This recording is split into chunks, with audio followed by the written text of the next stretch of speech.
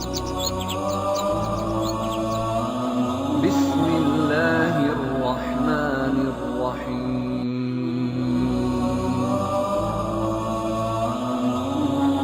ایک سیدنا عمر فاروق رضی اللہ عنہ ہے۔ انبیاء کی جماعت کے بعد اور مسلمانوں کے پہلے خلیفہ راشد یار غار سیدنا ابو بکر کے بعد اس دنیا میں سب سے زیادہ فضیلت دوسرے خلیفہ راشد سیدنا عمر فاروق ہی کو حاصل ہے۔ نبی صلی اللہ علیہ وسلم نے ان کے بارے میں اس طرح دعا فرمائی تھی: اے اللہ، اسلام کو عمر کے ذریعے سے قوت اور عزت دے۔ ان کے زمانے میں اسلامی حکومت 22 لاکھ مربع میل رقبے تک پھیل گئی۔ بعض موقعوں پر ان کی تائید میں آیات نازل ہوئی۔ ان کی خلافت کا زمانہ بہترین اسلامی حکومت کا زمانہ تھا۔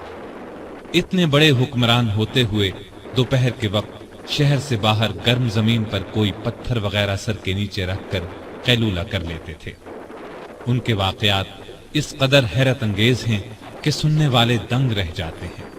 بڑے بڑے طاقتور حکمران ان کے نام سے کانپتے تھے، جبکہ خود ان کا یہ حال تھا کہ جسم پر کھردرا لباس ہوتا تھا۔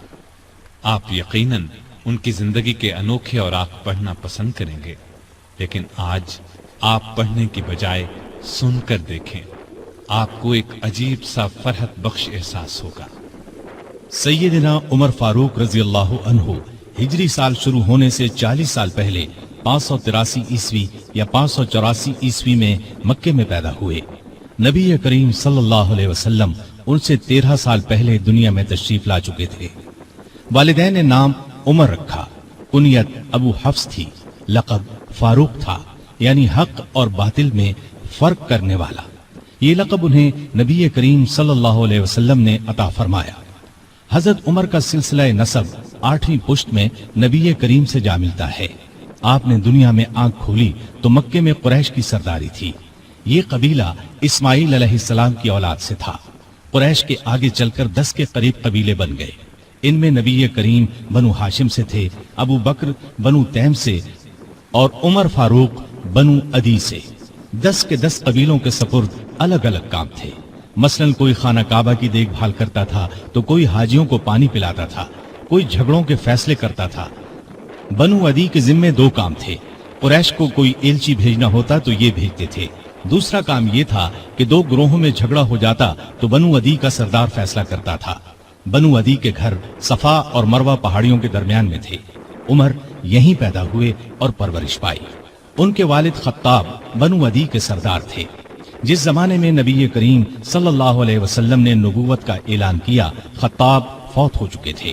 سیدنا عمر کے بچپن کے حالات کسی کتاب میں نہیں ملتے۔ اتنا ذکر ملتا ہے کہ بڑے ہوئے تو باپ نے اونٹ چرانے پر لگا دیا۔ اونٹ چراتے ہوئے کبھی تھک کر بیٹھ جاتے تو باپ مارا کرتا تھا۔ جوانی کی عمر کو پہنچنے تک لکھنا پڑھنا سیکھ لیا تھا۔ نبی کریم صلی اللہ علیہ وسلم نے جب اعلان نبوت کیا تو قریش میں کل 17 آدمی لکھنا پڑھنا جانتے تھے۔ ان میں عمر فاروق بھی تھے۔ اس کے علاوہ انہوں نے سپاہگری، تیغ زنی اور گھڑ سواری میں کمال حاصل کیا۔ گھڑ سواری کا حال یہ تھا کہ اچھل کر گھوڑے پر بیٹھ جاتے۔ کشتی کا فن بھی سیکھا۔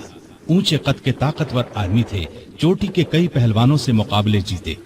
شاعر نہیں تھے، اشعار پسند کرتے تھے۔ تقریر کرنے کا ڈھنگ بھی آتا تھا۔ مزاج میں غصہ اور سختی تھی۔ جوان ہونے پر تجارت کا پیشہ اختیار کیا۔ نبی کریم نے نبوت کا اعلان کیا تو ان کی عمر 27 سال تھی۔ اس وقت قریش میں بہت اونچی حیثیت کے مالک تھے۔ مکے کے معزز لوگوں میں شمار ہوتا تھا۔ ان کے بھائی زید بن خطاب، بہن فاطمہ بنت خطاب اور بہنوئی سعید بن زید نے جلد ہی اسلام قبول کر لیا۔ لیکن عمر اپنے باپ دادا کے مذہب پر سختی سے قائم رہے، ڈٹ کر اسلام کی مخالفت کی۔ مسلمان ہو جانے والوں کو مارتے پیٹتے تھے۔ مارتے پیٹتے 6 سال گزر گئے، لیکن عمر کسی ایک انسان کو بھی اسلام سے نہ پھیر سکے۔ اس دوران میں کچھ واقعات ایسے پیش آئے جن کی وجہ سے وہ سخت الجھن میں پڑ گئے۔ کبھی اسلام کی طرف مائل ہوتے، کبھی مسلمانوں کے خلاف نفرت محسوس کرتے۔ اس کی وجہ یہ تھی کہ رسول کریم صلی اللہ علیہ وسلم کے متعلق قریش کے کافروں نے مشہور کر رکھا تھا کہ وہ جادوگر ہیں۔ اس زمانے میں ایک روز انہوں نے رسول پاک صلی اللہ علیہ وسلم کو حرم شریف کے اندر نماز پڑھتے دیکھا تو وہ آپ کے پیچھے کھڑے ہو گئے۔ اس وقت آپ صلی اللہ علیہ وسلم قرآن پاک کی سورۃ الحاقہ کی بلند آواز میں تلاوت کر رہے تھے۔ اللہ کے کلام نے ان پر بہت اثر کیا، انہیں یقین ہو گیا کہ آپ نہ تو جادوگر ہیں اور نہ شاعر ہیں۔ دل میں اسلام کے لیے نرم گوشہ پیدا ہو گیا، لیکن باپ دادا کا مذہب چھوڑنے پر اب بھی تیار نہ ہوئے۔ قاسم بن عثمان کی روایت میں آیا ہے کہ ایک دن طبیعت نے جوش مارا، ارادہ کیا کہ جس ہستی کی وجہ سے وہ الجھن میں ہیں کیوں نہ انہیں ختم کر دیں۔ چنانچہ ننگی تلوار ہاتھ میں لے کر نکلے۔ راستے میں ایک مسلمان نعیم بن عبداللہ مل گئے۔ انہوں نے پوچھا، خیر تو ہے؟ ننگی تلوار لیے کہاں جا رہے ہیں؟ بولے، محمد کو قتل کرنے جا رہا ہوں۔ نعیم نے کہا کہ پہلے اپنے گھر کی خبر تو لیں، آپ کی بہن اور بہنوئی مسلمان ہو چکے ہیں۔ سیدنا عمر الٹے پاؤں بہنوئی کے گھر پہنچے۔ اس وقت ان کے بہنوئی سعید بن زید اور فاطمہ بنت خطاب کے گھر میں رسول اللہ صلی اللہ علیہ وسلم کے ایک صحابی خباب بن ارت بھی موجود تھے۔ خباب بن ارت انہیں قرآن سکھا رہے تھے۔ عمر نے دروازے پر دستک دی تو خباب گھر کے ایک حصے میں چھپ گئے۔ فاطمہ نے قرآن کے اوراق چھپا دیے، لیکن عمر تلاوت کی آواز سن چکے تھے۔ اندر پہنچ کر پوچھا، کیا پڑھ رہے تھے؟ مجھے معلوم ہوا ہے کہ تم مسلمان ہو چکے ہو، اپنے باپ دادا کے مذہب سے پھر گئے ہو۔ یہ کہہ کر انہوں نے دونوں کو مارنا پیٹنا شروع کر دیا۔ بہن کے سر پر ایک لکڑی ماری، ان کے سر سے خون بہہ نکلا۔ اس وقت دونوں میاں بیوی کے منہ سے نکلا، ہاں اے عمر، ہم مسلمان ہو چکے ہیں، اللہ کے رسول پر ایمان لے آئے ہیں، تم سے جو ہو سکے کر لو، اسلام تو اب ہمارے دلوں سے نہیں نکل سکتا۔ عمر نے بہن کا خون دیکھا اور یہ الفاظ سنے تو غصہ ٹھنڈا ہو گیا۔ بولے، اچھا جو تم پڑھ رہے تھے مجھے دکھاؤ۔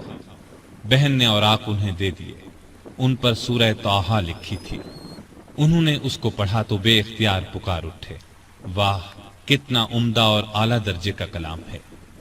یہ سن کر خباب بن ارت بھی باہر نکل آئے اور بولے، اے عمر، مجھے امید ہے اللہ تعالیٰ نے اپنے نبی کی دعا کو پوری کرنے کے لیے آپ کو چن لیا ہے۔ میں نے کل ہی نبی صلی اللہ علیہ وسلم کو یہ دعا کرتے سنا ہے، الہی ابو جہل یا عمر بن خطاب کے ذریعے سے اسلام کو قوت عطا کر۔ پس اے عمر، اللہ کی طرف آؤ، اللہ کی طرف آؤ۔ یہ سن کر سیدنا عمر فاروق نے کہا، مجھے محمد کے پاس لے چلو۔ نبی صلی اللہ علیہ وسلم اس وقت دار ارقم میں تھے۔ عمر رضی اللہ عنہ خباب بن ارت کے ساتھ کمر سے تلوار لٹکائے وہاں پہنچے۔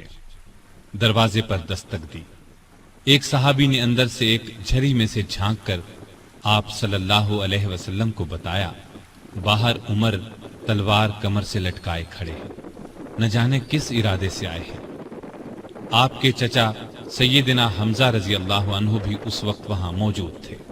یہ بہت بہادر تھے، فوراً بولے، انہیں اندر آنے دو، نیک ارادے سے آئے تو ٹھیک، ورنہ انہی کی تلوار سے ان کا سر اڑا دوں گا۔ رسول اللہ صلی اللہ علیہ وسلم نے بھی فرمایا، انہیں آنے دو۔ چنانچہ دروازہ کھول دیا گیا۔ عمر اندر داخل ہوئے۔ آپ صلی اللہ علیہ وسلم اٹھ کر ان کی طرف بڑھے، ان کی چادر کو مٹھی میں دبا کر زور سے کھینچتے ہوئے فرمایا، خطاب کے بیٹے، تم کس ارادے سے آئے ہو؟ سیدنا عمر رضی اللہ عنہ نے عرض کیا، اے اللہ کے رسول، میں اللہ اور اس کے رسول پر ایمان لانے کے لیے حاضر ہوا ہوں۔ اس پر آپ صلی اللہ علیہ وسلم نے زور سے اللہ اکبر فرمایا۔ باقی مسلمانوں نے بھی اللہ اکبر کا نعرہ لگایا۔ اب عمر رضی اللہ عنہ نے کلمہ پڑھا، پھر بولے، اے اللہ کے رسول، کیا ہم حق پر نہیں ہیں؟ آپ نے فرمایا، اس ذات کی قسم جس کے قبضے میں میری جان ہے، تم لوگ حق پر ہو۔ یہ سن کر سیدنا عمر فاروق نے عرض کیا، جب ہم حق پر ہیں اور کافر غلط راستے پر، تو پھر اپنا دین کیوں چھپائیں؟ آپ نے فرمایا، اے عمر، ابھی ہماری تعداد تھوڑی ہے، اور تم دیکھ رہے ہو کہ ہم کن حالات سے گزر رہے ہیں۔ سیدنا عمر نے یہ سن کر فرمایا، اس ذات کی قسم جس نے آپ کو نبی بنا کر بھیجا ہے، میں اسلام لانے سے پہلے جن لوگوں میں اٹھتا بیٹھتا تھا اب مسلمان ہو کر ان کے سامنے جاؤں گا۔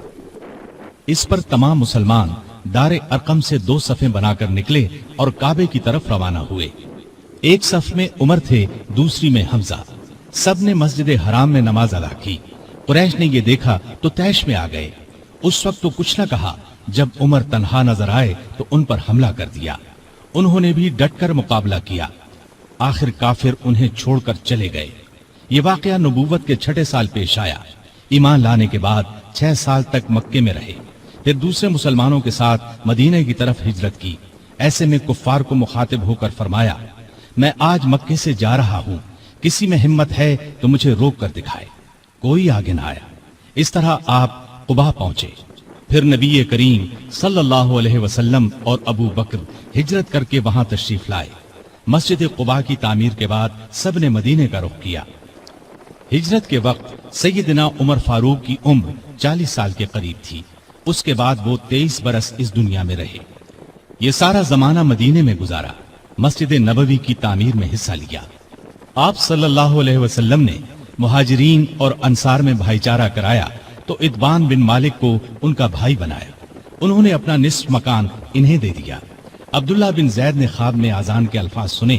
انہوں نے یہ الفاظ نبی کریم صلی اللہ علیہ وسلم کو سنائے تو آپ صلی اللہ علیہ وسلم نے سیدنا بلال کو حکم دیا، اذان کہیں۔ جو ہی انہوں نے اذان شروع کی، سیدنا عمر فاروق اپنی چادر گھسیٹتے ہوئے آئے اور بولے، اے اللہ کے رسول صلی اللہ علیہ وسلم، اس ذات کی قسم جس نے آپ کو نبی بنا کر بھیجا ہے، میں نے بھی بالکل یہی الفاظ خواب میں سنے ہیں۔ یہ سن کر آپ بہت خوش ہوئے۔ آج تک اذان انہی الفاظ میں دی جا رہی ہے اور قیامت تک دی جاتی رہے گی۔ ہجرت کے دوسرے سال بدر کی لڑائی پیش آئی۔ سیدنا عمر فاروق بھی اس غزوے میں شریک ہوئے۔ اس غزوے میں انہوں نے ایک نامی بہادر عاص بن ہشام کو قتل کیا۔ یہ رشتے میں ان کا ماموں تھا۔ اگلے سال احد کی لڑائی ہوئی۔ سیدنا عمر اس لڑائی میں بھی شریک ہوئے۔ بدر کی لڑائی میں عمر فاروق کی بیٹی سیدہ حفصہ بیوہ ہو گئی تھی۔ نبی کریم صلی اللہ علیہ وسلم کی خواہش پر سیدنا عمر نے ان کا نکاح آپ سے کر دیا۔ اس طرح وہ رسول کریم صلی اللہ علیہ وسلم کے سسر بنے۔ ان کی بیٹی کو مومنوں کی ماں کا درجہ حاصل ہوا۔ ہجرت کے 5ویں سال شوال میں خندق کی لڑائی پیش آئی۔ سیدنا عمر نے بھی خندق کھودی۔ خندق کے ایک حصے کی حفاظت سیدنا عمر کے سپرد کی گئی۔ بعد میں اس جگہ ان کے نام سے مسجد تعمیر کی گئی جو آج بھی موجود ہے۔ ہجرت کے 6 سال نبی کریم صلی اللہ علیہ وسلم نے کعبے کی زیارت کا ارادہ فرمایا۔ آپ 1400 صحابہ کے ساتھ روانہ ہوئے، ان میں سیدنا عمر بھی تھے۔ حدیبیہ کے مقام پر کافروں سے جو معاہدہ ہوا تو کچھ دوسرے صحابہ کے ساتھ وہ سیدنا عمر پر بھی گراں گزرا۔ وہ رسول اللہ صلی اللہ علیہ وسلم کی خدمت میں حاضر ہوئے اور عرض کی، کیا آپ اللہ کے سچے نبی نہیں ہیں؟ آپ نے فرمایا، یقیناً میں اللہ کا سچا نبی ہوں۔ کہا، کیا ہم حق پر اور ہمارا دشمن باطل پر نہیں ہے؟ آپ نے فرمایا، ہم حق پر اور ہمارا دشمن باطل پر ہے۔ کہا، اے اللہ کے رسول، جب ہم حق پر اور ہمارا دشمن باطل پر ہے تو پھر دب کر کیوں صلح کریں؟ آپ نے فرمایا، میں اللہ کا رسول ہوں، اللہ کے حکم کے خلاف نہیں کرتا، وہی میرا مددگار ہے۔ سیدنا عمر پھر ابو بکر صدیق کے پاس گئے اور ان سے بھی یہی کہا تو انہوں نے فرمایا، اے جوان، بلا شبہ نبی کریم صلی اللہ علیہ وسلم اللہ کے رسول ہیں۔ وہ اپنے رب کی نافرمانی نہیں کر سکتے اور وہی ان کا ناصر و مددگار ہے۔ بس ان کی رکاب کو تھامے رہو، یعنی ہر معاملے میں ان کی فرما برداری کرو۔ نبی کریم صلی اللہ علیہ وسلم نے فرمایا، میں اللہ کا رسول ہوں، اللہ کے حکم کے خلاف نہیں کرتا، وہی میرا مددگار ہے۔ تب جا کر سیدنا عمر کو اطمینان ہوا۔ نبی کریم صلی اللہ علیہ وسلم واپس روانہ ہوئے تو سورہ فتح نازل ہوئی۔ آپ نے سیدنا عمر کو بلا کر اللہ تعالیٰ کا یہ ارشاد سنایا کہ ہم نے آپ کو کھلی فتح عطا کی۔ ساتھ ہی آپ نے فرمایا، مجھ پر آج ایسی صورت نازل ہوئی ہے جو مجھے اس دنیا سے زیادہ پیاری ہے۔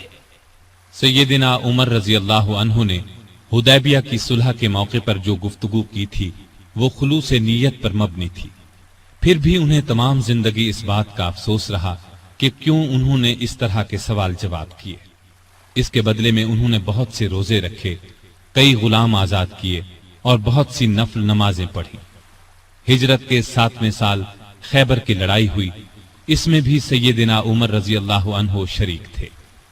ذی-قعدہ 7 ہجری میں نبی صلی اللہ علیہ وسلم عمرے کے لیے تشریف لے گئے۔ 2000 مسلمان آپ کے ساتھ تھے، سیدنا عمر بھی ان میں شامل تھے۔ ذات سلاسل کی جنگ میں بھی شریک ہوئے۔ سلاسل جگہ کا نام ہے، یا اس مقام پر قبیلہ جزام کا ایک چشمہ تھا جس کا نام سلسل تھا۔ مسلمان لشکر اسی چشمے پر اترا تھا، اسی لیے اس غزوے کو ذات السلاسل کہا جاتا ہے۔ 8 ہجری 10 رمضان کو رسول اللہ صلی اللہ علیہ وسلم 10,000 ہتھیار بند صحابہ کے ساتھ مدینے سے مکے کی طرف روانہ ہوئے۔ ان میں سیدنا عمر بھی شامل تھے۔ مکے سے کچھ فاصلے پر آپ صلی اللہ علیہ وسلم نے پڑاؤ ڈالا۔ اس میدان کا نام اب وادی فاطمہ ہے۔ قریش کے سردار ابو سفیان نے 2 آدمیوں کو حالات معلوم کرنے کے لیے بھیجا۔ پھر ابو سفیان خود نبی کریم صلی اللہ علیہ وسلم کی خدمت میں حاضر ہوئے۔ ایسے میں سیدنا عمر رضی اللہ عنہ نے عرض کیا، اے اللہ کے رسول، مجھے اجازت دیں میں ابو سفیان کا سر اڑا دوں، لیکن آپ نے ایسا کرنے کی اجازت نہ دی۔ اس موقع پر ابو سفیان نے اسلام قبول کیا۔ ان کے بعد مکے کے باقی ماندہ لوگ بھی مسلمان ہو گئے۔ فتح مکہ کے بعد غزوہ حنین پیش آیا۔ اس غزوے کی ابتدا میں مسلمانوں کے پاؤں اکھڑ گئے۔ صرف رسول اللہ صلی اللہ علیہ وسلم چند صحابہ کے ساتھ میدان میں کھڑے رہے۔ ان میں سیدنا عمر بھی تھے۔ پھر سیدنا عباس رضی اللہ عنہ کی آواز پر مسلمان پلٹے اور کفار کو شکست دی۔ تبوک کی لڑائی کے لیے سیدنا عمر نے اپنے مال کا نصف حصہ نبی صلی اللہ علیہ وسلم کی خدمت میں پیش کیا۔ حجۃ الوداع کے موقع پر بھی سیدنا عمر ساتھ تھے۔ اس حج کے بعد ہی آپ صلی اللہ علیہ وسلم اس دنیا سے رخصت ہوئے۔ سفر 11 ہجری میں آپ صلی اللہ علیہ وسلم نے اسامہ بن زید کو اسلامی لشکر کا سپہ سالار مقرر کیا اور حکم دیا کہ جا کر رومیوں سے موتا کی لڑائی کا بدلہ لے۔ موتا کی لڑائی ہجرت کے 8ویں سال میں ہوئی تھی۔ اس میں اسامہ کے والد زید اور بہت سے صحابہ رضی اللہ عنہم شہید ہو گئے تھے۔ چنانچہ آپ نے یہ لشکر روانہ فرمایا۔ اس میں بڑے بڑے صحابہ کے ساتھ سیدنا عمر بھی شریک تھے۔ آپ صلی اللہ علیہ وسلم نے رحلت فرمائی تو سیدنا عمر رضی اللہ عنہ کو آپ کی وفات کا یقین ہی نہیں آتا تھا۔ وہ یہ اعلان کر رہے تھے، جو شخص یہ کہے گا کہ رسول اللہ صلی اللہ علیہ وسلم نے وفات پائی ہے، میں اس کی گردن اڑا دوں گا۔ پھر ابو بکر رضی اللہ عنہ کے سمجھانے پر یقین آیا کہ نبی صلی اللہ علیہ وسلم رحلت فرما چکے ہیں۔ آپ صلی اللہ علیہ وسلم کی وفات کے بعد خلافت کے مسئلے پر مسلمانوں میں اختلاف پیدا ہوا تو اس موقع پر سیدنا عمر نے ابو بکر رضی اللہ عنہ کا نام خلافت کے لیے سب کے سامنے رکھا۔ سبھی نے اس سے اتفاق کیا۔ ابو بکر کے بارے میں سیدنا عمر کے یہ الفاظ ہیں، ابو بکر رسول اللہ صلی اللہ علیہ وسلم کے صحابی ہیں، غار کے ساتھی ہیں، یہ تمام مسلمانوں سے زیادہ تمہارے معاملات کے والی ہونے کے حقدار ہیں۔ خلیفہ بننے کے بعد سیدنا ابو بکر نے سب سے پہلے اسامہ بن زید کا لشکر روانہ فرمایا۔ یہ لشکر نبی کریم صلی اللہ علیہ وسلم کی شدید علالت کی وجہ سے مدینہ سے باہر مقام جرح پر ٹھہر گیا تھا اور پھر وفات کی وجہ سے روانہ نہ ہو سکا تھا۔ اس موقع پر سیدنا ابو بکر نے اسامہ بن زید سے کہا کہ سیدنا عمر فاروق رضی اللہ عنہ کو ان کے پاس چھوڑ جائیں، کیونکہ ان کے مشوروں کی ضرورت پڑے گی۔ اسامہ بن زید نے خوشی سے یہ بات منظور کی۔ ابو بکر کی خلافت 2.25 برس رہی۔ تمام عرصے میں سیدنا عمر ان کے خاص مشیر رہے۔ اس دوران میں سیدنا عمر نے سیدنا ابو بکر کو مشورہ دیا کہ قرآن کو ایک جگہ جمع کر دیا جائے۔ انہوں نے یہ مشورہ اس لیے دیا کہ یمامہ کی لڑائی میں قرآن مجید کے حافظ بہت سے صحابہ شہید ہو گئے تھے۔ आखिर ये काम ज़ैद बिन साबित, सैयदना उमर और बहुत से दूसरे सहाबा रज़ी अल्लाह अन्हुम की मदद से मुकम्मल हुआ। जमादियुल ऊला 13 हिजरी में सैयदना अबू बकर सख्त बीमार हो गए। बचने की उम्मीद न रही तो उन्होंने खिलाफत के बारे में चंद बड़े बड़े सहाबा से मशवरा किया। खुद उन्होंने सैयदना उमर का नाम तजवीज किया। बाद सहाबा ने इस पर कहा कि वो मिजाज के बहुत सख्त हैं। इस पर अबू बकर ने फरमाया, जब उन पर खिलाफत का बोझ पड़ेगा तो नर्म हो जाएंगे। इस तरह तमाम मुसलमानों का सैयदना उमर की खिलाफत पर इत्तिफाक हो गया। सैयदना अबू बकर ने आखिर वक्त में सैयदना उमर को ये वसीयत की कि इराक में मुसलमान ईरानियों से लड़ रहे हैं, उनके लिए फौरन मदद भेजी जाए। इस वसीयत के बाद 22 जमादियुल उखरा को सैयदना अबू बकर ने वफात पाई। तमाम मुसलमानों ने खुशी से सैयदना उमर की बैअत कर ली। इस तरह वो मुसलमानों के दूसरे खलीफा राशिद बने। खलीफा बनते ही उन्होंने अबू बकर की वसीयत के मुताबिक इराक की तरफ एक लश्कर रवाना किया।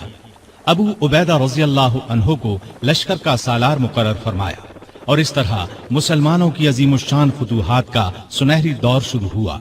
इराक, मदाइन, हुलवान, जजीरा, खूजिस्तान, नहावंद, अस्फहान, हमदान, आज़रबाईजान, तब्रिस्तान, आर्मीनिया, फारस, करमान, खुरासान, सीस्तान, मकरान, दिमश्क, हिम्स, लाज़िकिया, यरमूक, क़िनसरीन, हलब, अंताकिया और बैतुल मक़दिस फतह हुए।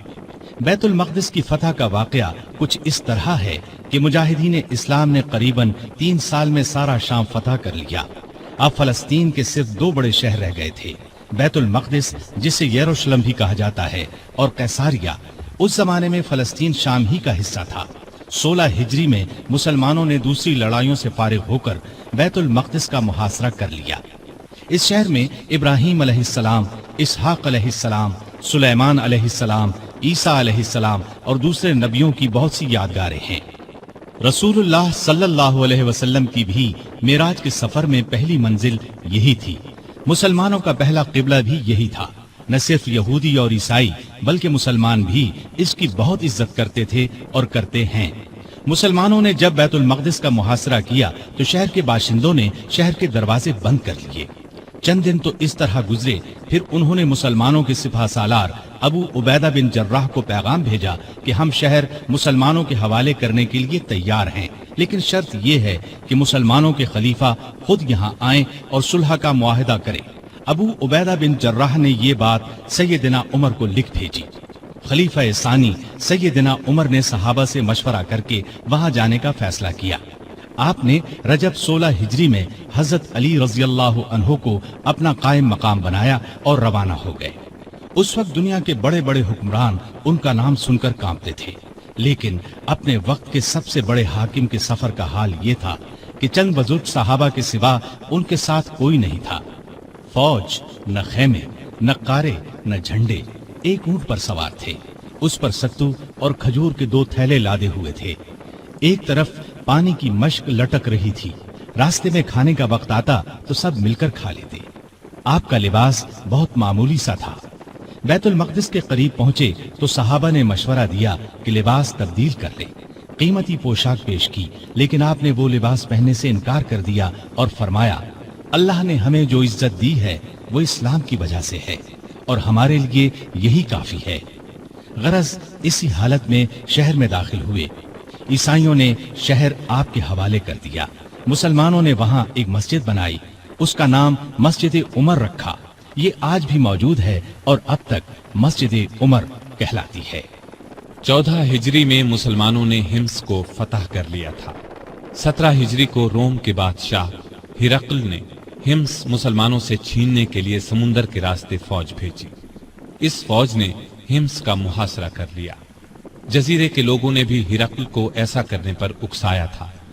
चुनाचे जजीरे से भी 30,000 फौज आकर हिरक्ल की फौज से मिल गई। सैयदना अबू उबैदा बिन जर्राह रजी अल्लाह अन्हु ने इन हालात की इत्तिला सैयदना उमर फारूक को भेजी तो उन्होंने उनकी मदद के लिए मजीद फौज रवाना की। दूसरी तरफ सुहैल बिन अदी की सरकर्दगी में एक फौज जजीरे की तरफ रवाना कर दी। खुद भी मदीने से चलकर दिमश्क आ गए ताकि नजदीक से तमाम हालात पर नजर रख सकें। सुहेल बिन अदी जजीरे की तरफ बढ़े तो जजीरे से हिम्स की तरफ रवाना होने वाली फौज को अपने घर की फिक्र पड़ गई। वो हिरकल की फौज का साथ छोड़कर वापस जजीरे चले गए। उधर अबू उबैदा बिन जर्राह ने खालिद बिन वलीद के मशवरे से शहर से निकलकर हिरकल की फौज पर हमला कर दिया। घमसान की लड़ाई के बाद रोमियों ने बदतरीन शिकस्त खाई। 4000 रोमियों ने इस्लाम कबूल कर लिया, 4000 मारे गए और बाकी भाग निकले। इस लड़ाई के बाद फिर कभी हिरकल को शाम पर चढ़ाई की जुर्रत न हुई। 18 हिजरी में इराक में ताउन की वबा फैली। इसमें बड़े बड़े सहाबा फौत हो गए। चंद एक के नाम इशे हैं। अबू उबैदा बिन जर्राह जो मुसलमानों की फौज के सिपाहसालार भी थे, मुआज बिन जबल रजी अल्लाह अन्हो, यजीद बिन अबी सुफियान रजी अल्लाह अन्हो, शुराहबील बिन हसना रजी अल्लाह अन्हो और कई बड़े बड़े सहाबा इस वबा में फौत हुए। दौरे फारूकी में अरब में कहत पड़ा। ऐसे में सैयदना उमर ने रियाया की खबरगिरी में दिन रात एक कर दिया। इंसानों के लिए खुराक थी न जानवरों के लिए। सैयदना उमर को इंसानों और जानवरों की ये बदहाली देखकर बहुत सदमा हुआ। उन्होंने बैतुल माल में जितना गल्ला था सब मुसलमानों में तकसीम कर दिया। जो नकदी थी वो भी मुसलमानों में तकसीम कर दी। तमाम सूबों के हाकिमों को खत लिखे कि फौरन ज्यादा से ज्यादा गल्ला रवाना करो। चुनाचे अबू उबैदा बिन जर्राह ने शाम के इलाके से 4000 ऊंट गले से लदे हुए भेजे। अम्र बिन आस ने मिस्र से समुंदर के रास्ते बहरी जहाज रवाना किए। उनमें हर जहाज पर 6000 मन गल्ला लदा हुआ था। जब ये जहाज मदीने की करीबी बंदरगाह पर पहुंचे तो सैयदना उमर खुद उन्हें देखने के लिए बंदरगाह पहुंचे। गल्ले को हिफाजत से रखने के लिए बंदरगाह में 2 बड़े बड़े मकान बनवाए। दूसरे सूबों से भी बहुत सा गल्ला पहुंच गया। गल्ले की तकसीम का ये इंतजाम किया कि बहुत से रजिस्टर बनवाए। उनमें कहत का शिकार होने वालों के नाम दर्ज किए गए। हर एक नाम के साथ उनकी जरूरत के मुताबिक गले की मिकदार लिखी गई। फिर हर शख्स को पर्ची दी गई। उस पर सैयदना उमर की मोहर होती थी। इस पर्ची के मुताबिक उन्हें रोजाना गल्ला दिया जाता। इसके अलावा सैयदना उमर हर रोज 20 ऊंट अपने सामने ज़िबह करवाते और उनका गोश्त पकवाकर लोगों को खाना खिलाते। इस तरह हजारों आदमी रोजाना सैयदना उमर रजी अल्लाह अन्हो के दस्तरखान पर खाना खाते। गले के अलावा लोगों में कपड़े और खजूरें भी तकसीम की जाती। और खुद अपना ये हाल था कि उस जमाने में गोश्त, दूध और घी खाना बिल्कुल छोड़ दिया था। अक्सर भूखे रहते या आम लोगों के साथ खुद भी खाते। इस तरह इसका असर आपके जिस्म पर पड़ा। लोग उन्हें देखते और कहते, अगर कहत दूर न हुआ तो रियाया का गम उन्हें मार डालेगा। एक दिन एक शख्स से पानी मांगा। उसके पास शहद था। उसने वही पेश कर दिया। आपने शहद पीने से इनकार कर दिया और फरमाया, क़यामत के दिन अगर मुझसे पूछा गया कि लोग रोटी को तरस रहे थे और तू शहद खाता था तो मैं क्या जवाब दूंगा। ऐसा भी हुआ कि घी का बर्तन और आटे की बोरी उठवाते और जहां कहीं भूखों का मजमा नजर आता अपने खादिम की मदद से खाना तैयार करवाते और उन्हें खिलाते।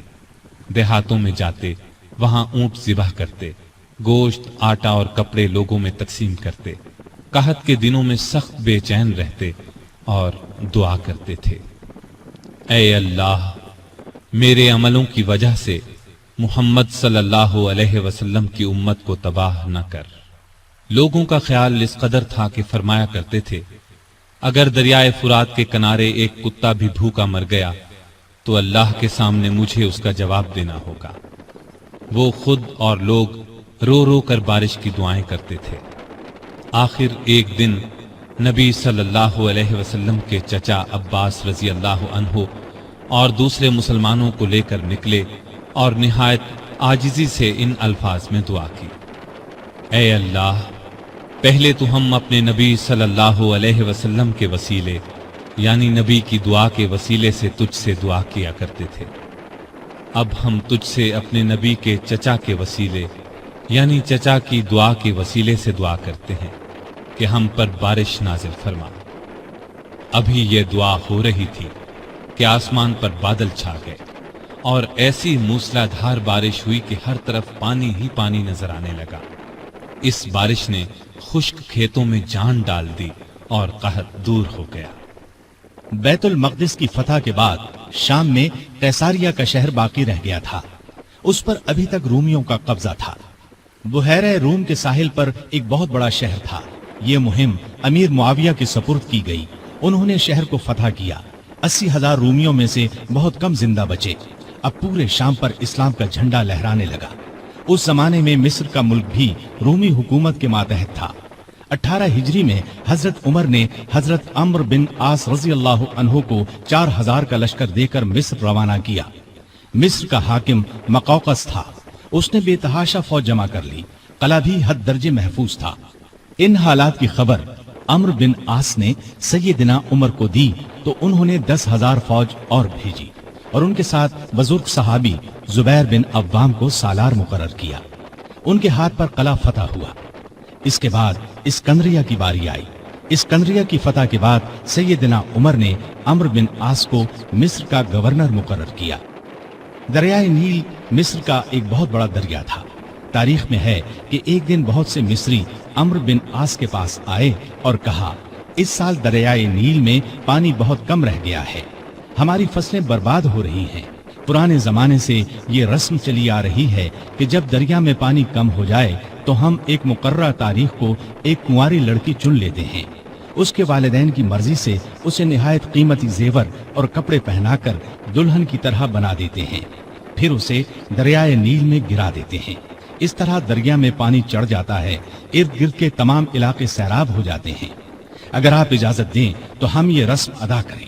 عمرو بن عاص نے کہا، یہ تو بڑی ظالمانہ رسم ہے۔ جواب میں انہوں نے کہا، اگر آپ نے ہمیں یہ رسم ادا کرنے کی اجازت نہ دی تو ملک میں قحط پڑ جائے گا، ہم تباہ ہو جائیں گے۔ عمرو بن عاص نے فرمایا، تم لوگ نادان ہو، اللہ کے حکم کے بغیر دریا میں پانی ہرگز کم یا زیادہ نہیں ہو سکتا۔ اسلام ایسی فضول رسموں کو مٹانے کے لیے آیا ہے۔ میں تمہیں ایک بے گناہ لڑکی پر ظلم کرنے کی اجازت نہیں دوں گا۔ مصری مایوس ہو کر لوٹ گئے۔ اتفاق سے دریا میں پانی کم ہو گیا۔ لوگ قحط کے ڈر سے وطن چھوڑنے کی تیاری کرنے لگے۔ سیدنا عمرو بن عاص نے یہ سارا قصہ سیدنا عمر کو لکھ بھیجا۔ انہوں نے جواب میں لکھا، الحمدللہ، آپ نے مصریوں کو بالکل ٹھیک جواب دیا۔ اسلام واقعی ایسی فضول رسموں کو مٹانے کے لیے آیا ہے۔ میں ایک خط بھیج رہا ہوں، اس کو دریائے نیل میں ڈال دینا۔ عمرو بن عاص نے خط کو دریا میں ڈالنے سے پہلے اس کی عبارت پڑھی۔ اس کے الفاظ یہ تھے، اے نیل، اگر تو اپنے اختیار سے بہہ رہا ہے تو مت بہہ، اور اگر تو اللہ تعالیٰ کے حکم سے بہہ رہا ہے تو میں اللہ تعالیٰ کے حضور دعا کرتا ہوں کہ وہ تجھے پہلے کی طرح زیادہ پانی کے ساتھ جاری کر دے۔ یہ رقعہ دریا میں ڈال دیا گیا۔ دوسرے دن جب مصر کے لوگ سو کر اٹھے تو انہوں نے اللہ کی قدرت کا عجیب نظارہ دیکھا۔ دریا کا پانی کئی گز اوپر چڑھ گیا تھا، کناروں سے نکل کر ارد گرد کے علاقوں کو سیراب کر رہا تھا۔ اتنا زیادہ پانی اس میں کبھی نظر نہیں آیا تھا۔ یہ نظارہ دیکھ کر ہزارہا مصری مسلمان ہو گئے اور وہ ظالمانہ رسم ہمیشہ کے لیے ختم ہو گئی۔ سیدنا عمر رضی اللہ عنہ کے دور میں اسلامی حکومت 22 لاکھ مربع میل تک پھیل گئی۔ اس میں عرب کے علاوہ عراق، ایران، مصر، فلسطین، بحرین، آرمینیا، آذربائیجان، سیستان وغیرہ بہت سے ملک شامل تھے۔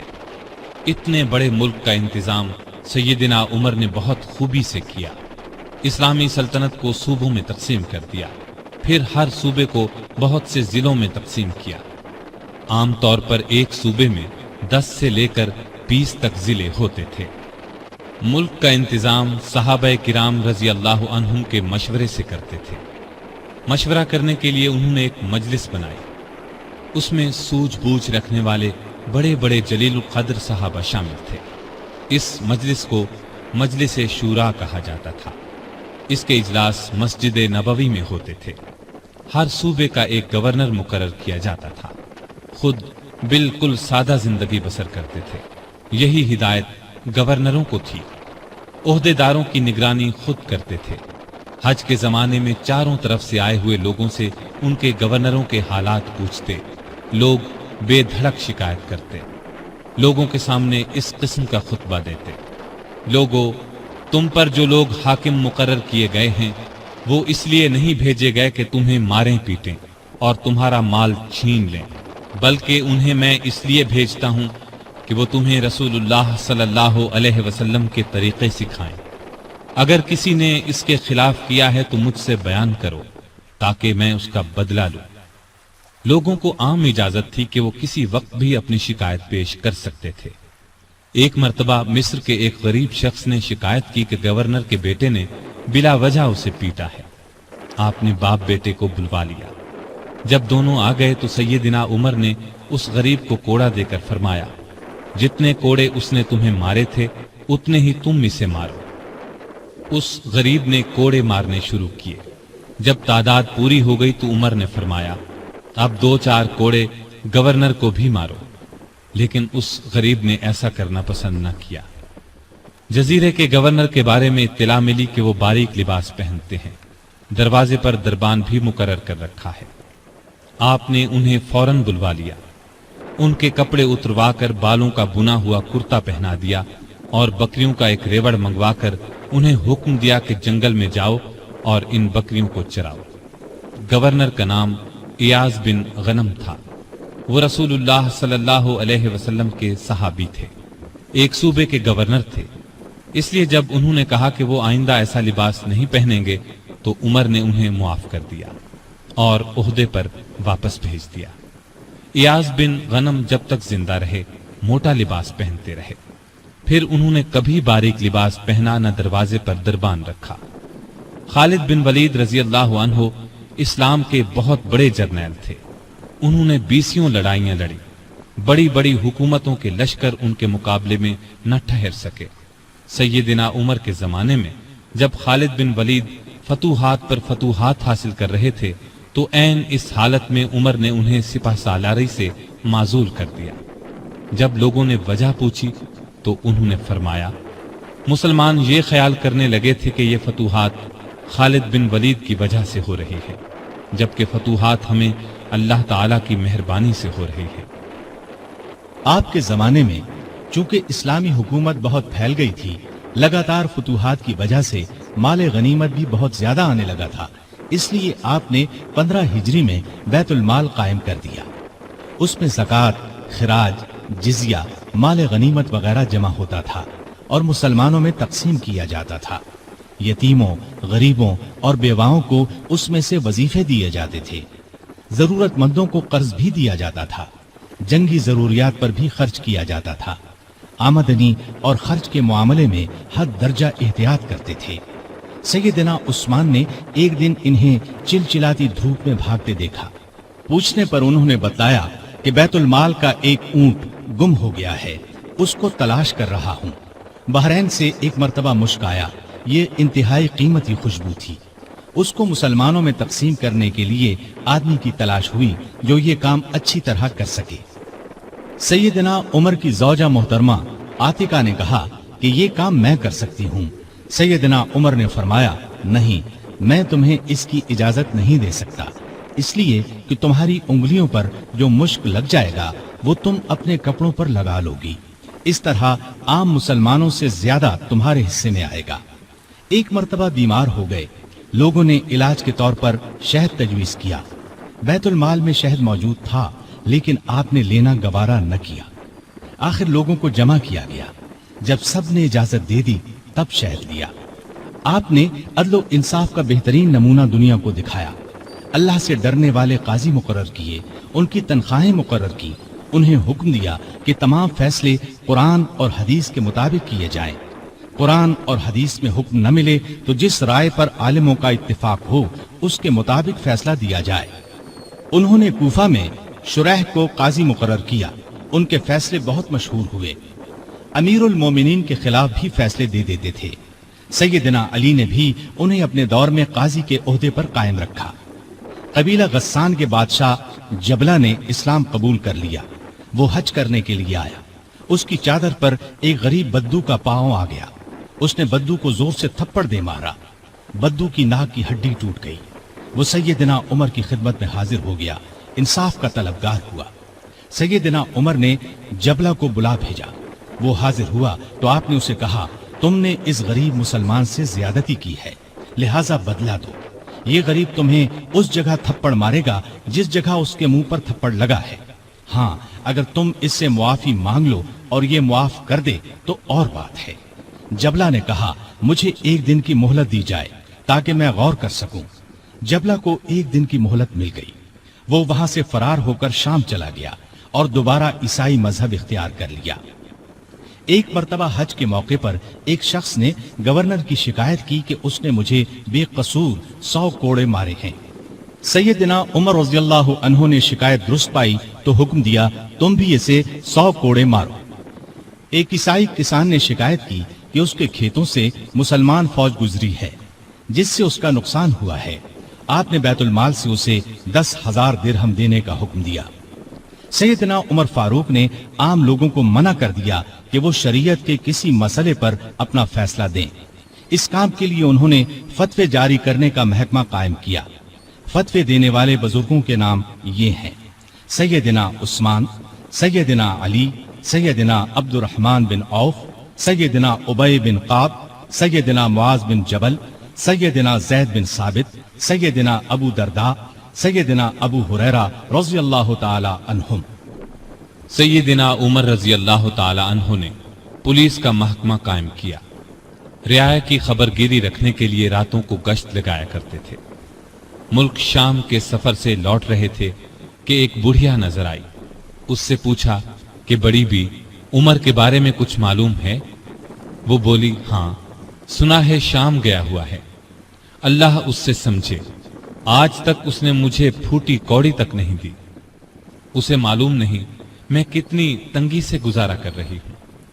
सैयदना उमर ने यह सुनकर फरमाया, बड़ी बी, तुमने जाकर उमर को अपना हाल बताया? बुढ़िया ने कहा, अगर उसे रियाया का हाल मालूम नहीं तो खिलाफत क्यों करता है? सैयदना उमर फारूक रजी अल्लाह अन्हो ये सुनकर रो पड़े। फिर उससे पूछा, तुम क्या लेकर उमर को मुआफ कर सकती हो? उसने कहा, अगर मुझे 25 दीनार मिल जाएं तो मुआफ कर दूंगी। आपने उसी वक्त उसे 25 दीनार दे दिए। वो खुश होकर दुआएं देने लगी, अल्लाह उमर को मुआफ करे, उस पर अपनी रहमत नाजिल करे। बाद में सैयदना उमर रजी अल्लाह अन्हु ने उसका वजीफा मुकर्रर फरमा दिया। एक रात गश्त के दौरान में चंद बच्चों के रोने की आवाज सुनी। मालूम हुआ कि बच्चे भूखे हैं और मां ने उन्हें बहलाने के लिए हांडी में सिर्फ पानी डालकर आग जला रखी है। आप उसी वक्त खादिम असलम के साथ बैतुल माल गए। आटा, गोश्त, घी और खजूरें निकालकर खादिम से फरमाया, ये तमाम चीजें मेरी कमर पर रख दो। असलम ने अर्ज किया, आप क्यों तकलीफ करते हैं, मैं उठा लेता हूं। आपने फरमाया, नहीं, क़यामत के दिन मेरा बोझ तुम नहीं उठाओगे। फिर सब चीजें अपनी कमर पर लाद कर लाए, खुद खाना तैयार किया, खुद चूल्हा फूंका, खाना तैयार होने पर अपने सामने बच्चों को खिलाया। उन्होंने पेट भर कर खाया, फिर उछलने कूदने लगे। सैयदना उमर उन्हें उछलते कूदते देखते और खुश होते रहे। औरत ने उनसे कहा, अल्लाह तुम्हें नेक बदला दे, अमीरुल मोमिनीन बनने के लायक तो तुम हो, ना कि सैयदना उमर। सैयदना उमर फारूक रजी अल्लाह अन्हु ये सुनकर मुस्कुराए, फिर वापस मदीना आए और उस औरत का वजीफा मुकर्रर कर दिया। एक रोज शाम के वक्त मदीने के बाहर एक काफिला उतरा। सैयदना उमर ने अब्दुर्रहमान बिन औफ रजी अल्लाह अन्हु को साथ लिया और रात भर काफिले का पहरा देते रहे। एक काफिले में एक नन्हे बच्चे को रोते देखा तो उसकी मां पर नाराज हुए कि बच्चे को दूध क्यों नहीं पिलाती। वो आपको पहचानती नहीं थी। कहने लगी, अमीरुल मोमिनीन ने हुक्म दिया है कि जब तक बच्चे मां का दूध पीते रहें बैतुल माल से उनका वजीफा मुकर्रर न किया जाए।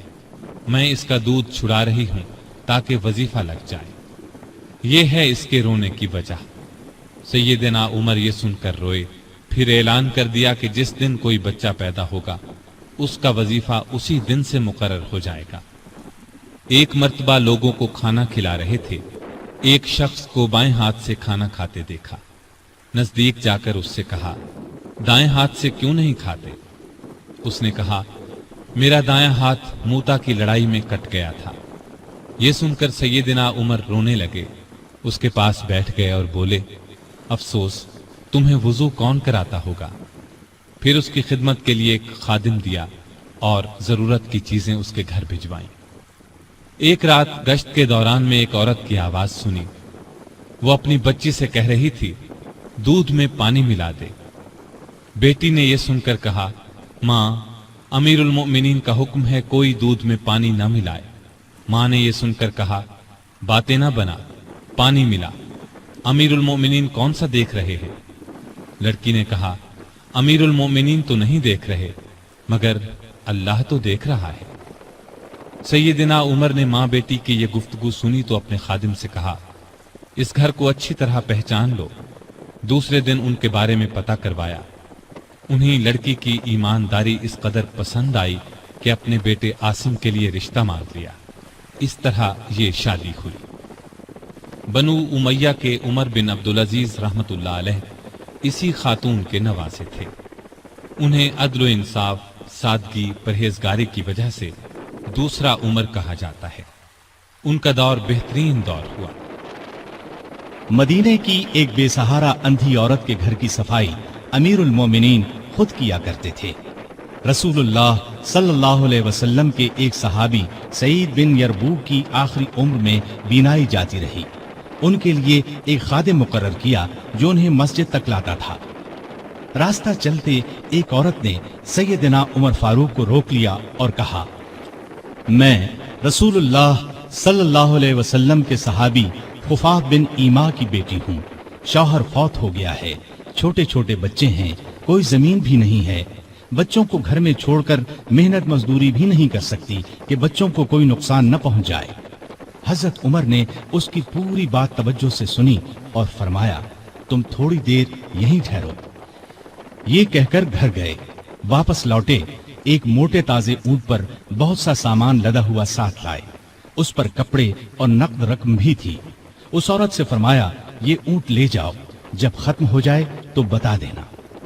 جہاد پر جانے والے مسلمانوں کے گھر والوں کا بہت خیال رکھتے تھے۔ ان کے گھروں میں جا کر ان کی عورتوں سے کہتے، تمہیں بازار سے کچھ منگوانا ہو تو میں لا دیتا ہوں۔ بیوہ عورتوں کا پانی بھر دیتے۔ مجاہدین کے خط آتے تو یہ خط خود ان کے گھروں میں پہنچاتے، ان سے جواب لے کر مجاہدین کو بھجواتے۔ بیت المال سے حاجت مندوں کو دیتے۔ راستوں میں چوکیاں بنوائیں تاکہ رستے محفوظ ہو جائیں۔ شہروں میں مہمان خانے بنوائے۔ ملک میں جگہ جگہ نہریں کھدوائیں جن سے آپاشی آسان ہو گئی۔ سڑکیں اور پل بنوائے۔ نئے شہر بسائے۔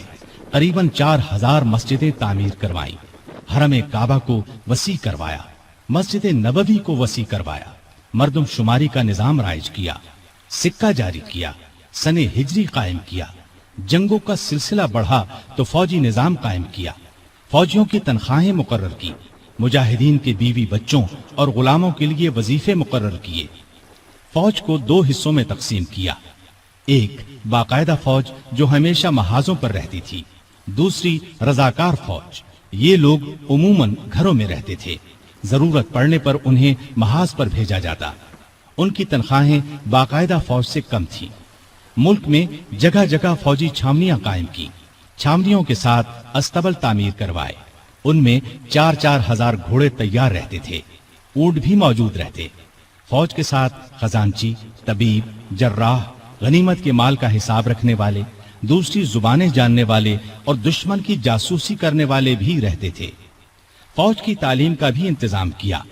فوج کو یہ ہدایات تھیں کہ دشمن سے جو عہد کرو اس کو پورا کرو۔ بچوں، عورتوں، بوڑھوں اور راہبوں کو قتل نہ کرو۔ مال غنیمت میں خیانت نہ کرو۔ آبادیوں کو ویران نہ کرو۔ پھلدار درختوں کو نہ کاٹو۔ جو لوگ جنگ میں قیدی بنا لیے جائیں انہیں ان کے قریبی رشتہ داروں سے جدا نہ کرو۔ لڑائی میں مارے جانے والوں کے ہاتھ پاؤں، ناک کان نہ کاٹو۔ قرآن اور حدیث کی تعلیم عام کر دی۔ سیدنا عمر خود بہت بڑے فقیہ تھے۔ انہوں نے تمام علاقوں میں فقیہ مقرر کیے۔ لوگ ان سے دینی مسائل پوچھتے تھے۔ ان کے زمانے میں اسلام کی بہت اشاعت ہوئی، غیر مسلموں سے اچھے سلوک کی وجہ سے بھی اسلام بہت تیزی سے پھیلا۔ انصاف کا دامن کسی قیمت پر نہیں چھوڑتے تھے۔ شام میں مسلمانوں کو مسجد بنانے کے لیے ایک زمین کی ضرورت پیش آئی۔ زمین ایک یہودی کی تھی۔ مسلمانوں نے زمین اس سے خریدنا چاہی، لیکن یہودی نے انکار کر دیا۔ مسلمانوں نے زبردستی زمین پر قبضہ کر کے مسجد بنا لی۔ یہودی نے سیدنا عمر سے شکایت کی۔ سیدنا عمر فاروق نے حکم دیا کہ مسجد ناجائز طریقے سے بنائی گئی ہے، اسلام اس کی اجازت نہیں دیتا، مسجد کو گرا کر زمین یہودی کو دے دی جائے۔ چنانچہ زمین یہودی کو واپس دے دی گئی۔ اس نے اس جگہ اپنا مکان بنا لیا۔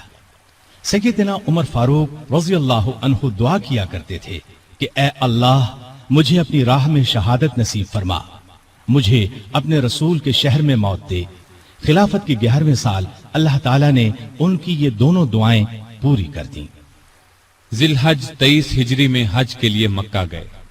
آپ جب حجر اسود کو بوسہ دیتے تو کہتے تھے، اے حجر اسود، میں جانتا ہوں کہ تو ایک پتھر ہے، تو نہ نفع دے سکتا ہے اور نہ نقصان۔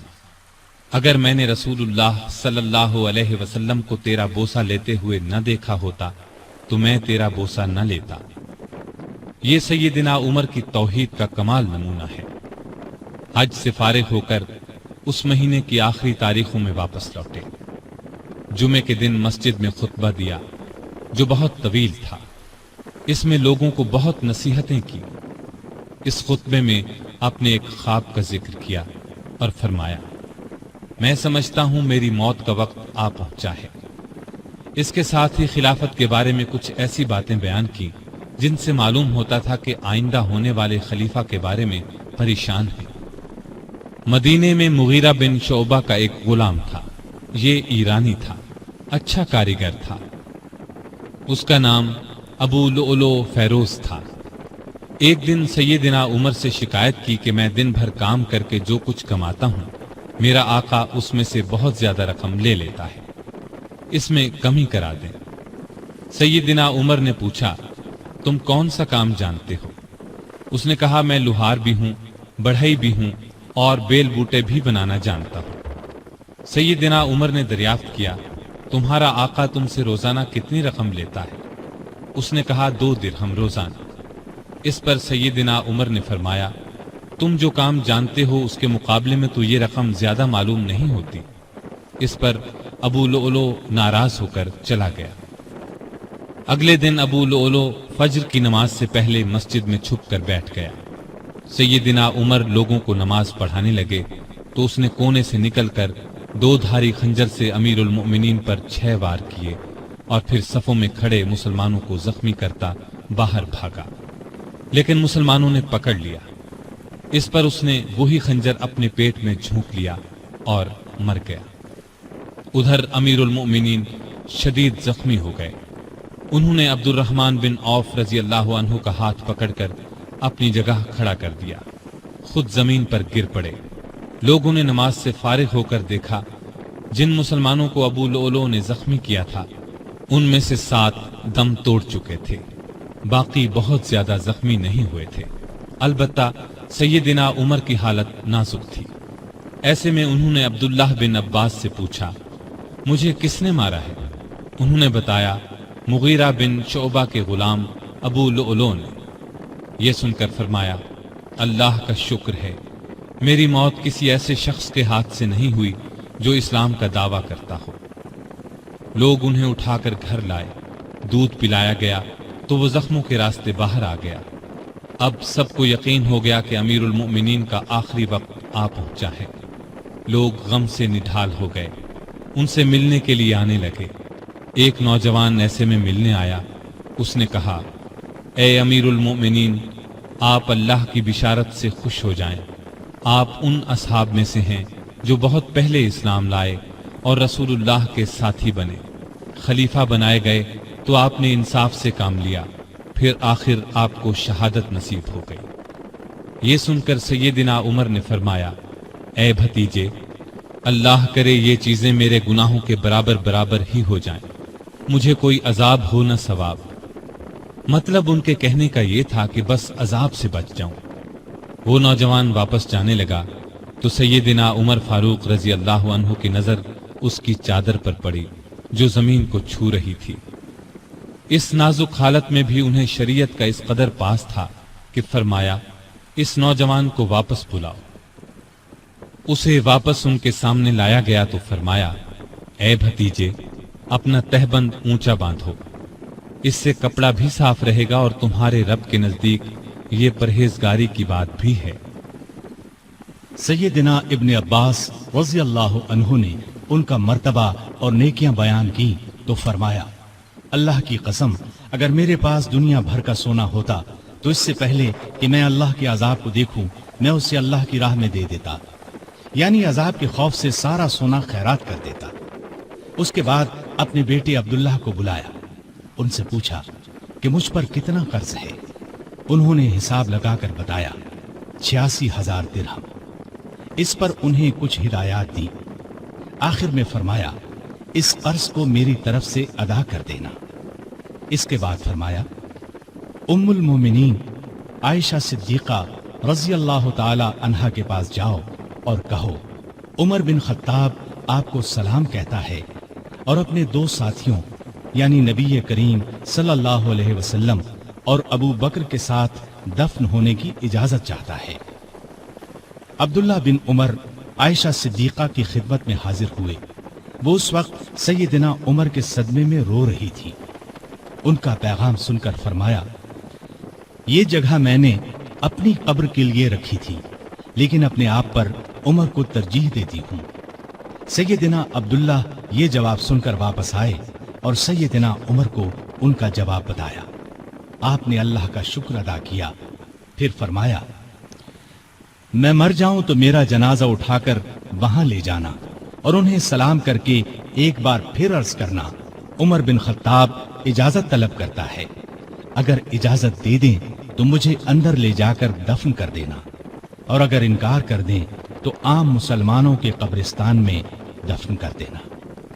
हालत जब ज्यादा नाजुक हो गई तो फरमाया, खिलाफत का हकदार Usman, Ali, Zubair, Abdurrahman bin of और साद बिन अबी वक्कास रज़ी अल्लाह अन्हुम से ज्यादा किसी को नहीं समझता। रसूलुल्लाह सल्लल्लाहु अलैहि वसल्लम भी वफात तक इनसे खुश थे। इनमें से जिसे खलीफा चुन लिया जाए उसकी इताअत करना। फिर अपने बाद होने वाले खलीफा को वसीयत की कि मुहाजिरीन और अंसार से अच्छा सलूक करना। जो लोग हमारी पनाह में आ गए उनकी जानों और मालों की हिफाजत करना, उनसे किए हुए हर आहद को पूरा करना। आप 27 जिलहज 23 हिजरी को जख्मी हुए। 3 दिन बाद यकम मुहर्रम 24 हिजरी को वफात पाई और शहादत के दर्जे पर फायज हुए। उस वक्त उम्र 63 साल थी। जनाजा चारपाई पर रखा गया तो चारों तरफ लोग जमा हो गए। सैयदना अली रज़ी अल्लाह अन्हु आए तो फरमाया, अल्लाह आप पर रहम फरमाए। आपने कोई ऐसा शख्स नहीं छोड़ा कि अल्लाह के सामने जाने के लिए मुझे उसके अमल आपके अमल से ज्यादा पसंद हो। अल्लाह की कसम, मुझे उम्मीद थी कि अल्लाह आपको आपके दोनों साथियों के साथ रखेगा, इसलिए कि मैं अक्सर रसूलुल्लाह सल्लल्लाहु अलैहि वसल्लम को इस तरह फरमाते हुए सुना करता था, मैं गया और अबू बकरो उमर गए, मैं दाखिल हुआ और अबू बकरो उमर दाखिल हुए, मैं निकला और अबू बकरो उमर निकले। जनाजा हजरत सुहैब रज़ी अल्लाह अन्हु ने पढ़ाया। हजरत अली, उस्मान, साद बिन अबी वक्कास और अब्दुर्रहमान बिन औफ रज़ी अल्लाह अन्हुम ने कब्र में मैयत को उतारा और इस्लाम के इस बहुत बड़े फर्जंद को हमेशा के लिए रसूलुल्लाह सल्लल्लाहु अलैहि वसल्लम और सैयदना अबू बकर रज़ी अल्लाह अन्हु का साथ नसीब हो गया है। सैयदना उमर रज़ी अल्लाह अन्हु ने कई शादियां की। उनसे 8 या 9 लड़के, 4 या 5 लड़कियां हुई। मशहूर बीवियों के नाम ये हैं: ज़ैनब बिनते मज़ऊन रज़ी अल्लाह अन्हा, आतिका बिनते ज़ैद रज़ी अल्लाह अन्हा, ام حکیم بنت حارث رضی اللہ عنہا، ام کلثوم بنت علی رضی اللہ عنہا۔ اولاد میں سے حفصہ، عبداللہ، عبید اللہ اور عاصم رضی اللہ عنہم بہت مشہور ہیں۔ حفصہ رضی اللہ عنہا کو رسول اللہ صلی اللہ علیہ وسلم کی پاک بیویوں میں شامل ہونے کا شرف حاصل ہے۔ وہ ام المومنین کہلائی۔ آپ میں اللہ کا خوف انتہا کو پہنچا ہوا تھا، عبادت کا شوق بھی بے حد تھا، راتوں کو جاگ کر نفل پڑھا کرتے تھے۔ قرآن کریم کی جن آیات میں قیامت کا ذکر ہے ان کو پڑھتے وقت بہت روتے۔ تراویح کی نماز کو انہوں نے باجماعت کرایا۔ ان کے دور سے آج تک تراویح باجماعت ادا کی جاتی ہے۔ آپ میں بردباری حد درجے کی تھی، دوسروں کی نکتہ چینی کو صبر اور حوصلے سے برداشت کرتے تھے۔ آپ نے ایک وقت میں کبھی دسترخوان پر 2 سالن جمع نہ کیے۔ رسول اللہ صلی اللہ علیہ وسلم اور ابو بکر رضی اللہ عنہ کا بھی یہی معمول تھا۔ نبی کریم صلی اللہ علیہ وسلم سے آپ کو انتہا درجے کی محبت تھی۔ آپ صلی اللہ علیہ وسلم پر اپنی جان قربان کرنے کے لیے ہر دم تیار رہتے تھے۔ کوئی رسول اللہ صلی اللہ علیہ وسلم کی شان میں ذرا سی گستاخی کرتا تو اس کی گردن اڑانے پر تیار ہو جاتے۔ ایک بار سیدنا عمر فاروق رضی اللہ عنہ نے فرمایا، اے اللہ کے رسول، مجھے آپ سے اپنی جان سے بھی زیادہ محبت ہے۔ نبی کریم صلی اللہ علیہ وسلم نے سیدنا عمر فاروق رضی اللہ عنہ کو دنیا ہی میں جنتی ہونے کی بشارت دی۔ سیدنا عمر فاروق رضی اللہ عنہ کے چند اقوال یہ ہیں: بزرگ بننے کے لیے علم حاصل کرو۔ جو آدمی خود کو عالم کہے وہ جاہل ہے، جو خود کو جنتی کہے وہ جہنمی ہے۔ جس سے تمہیں نفرت ہے اس سے ڈرتے رہو۔ بڑھاپے سے پہلے جوانی اور موت سے پہلے بڑھاپے کو غنیمت جانو۔ سب سے بری آوازیں 2 ہیں، نوحہ اور راگ یعنی گانا۔ کم بولنا دانائی، کم کھانا صحت، کم سونا عبادت، اور عام لوگوں سے کم ملنا عافیت ہے۔ توبہ کی تکلیف سے گناہ کا چھوڑنا آسان ہے۔ برا چاہنے والوں کی دوستی سے پرہیز کرنا ضروری ہے۔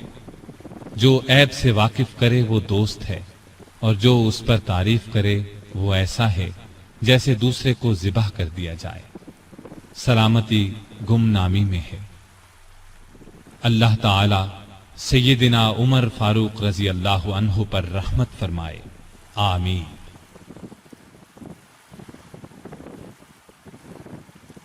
سامعین محترم، ابھی آپ دارالسلام اسٹوڈیو لاہور پاکستان سے سن رہے تھے فاروق اعظم۔ دارالسلام اسٹوڈیو تلاوت قرآن مجید، ترجمہ سیرت النبی، قصص الانبیاء، صحابہ کرام، ائمہ اعظام اور محدثین کے حالات و واقعات، نیز نماز، روزہ، حج اور دیگر عبادات کا صحیح طریقہ، بچوں اور عورتوں کے لیے انتہائی دلچسپ اور سچی کہانیاں، اور وہ سب کچھ جس سے نئی نسل کی تربیت اسلامی خطوط پر ہو سکے، آڈیو کیسٹ اور سیڈیز میں پیش کر رہا ہے۔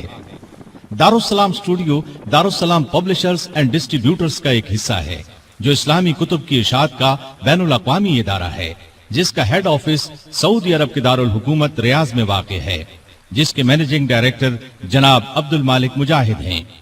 دارالسلام کا دنیا کے 27 ملکوں میں نیٹ ورک ہے۔ پاکستان میں اس کا ایڈریس نوٹ کر لیں: دارالسلام اسٹوڈیو، 50 لوور مال، نزد ایم اے او کالج، لاہور۔ فون 724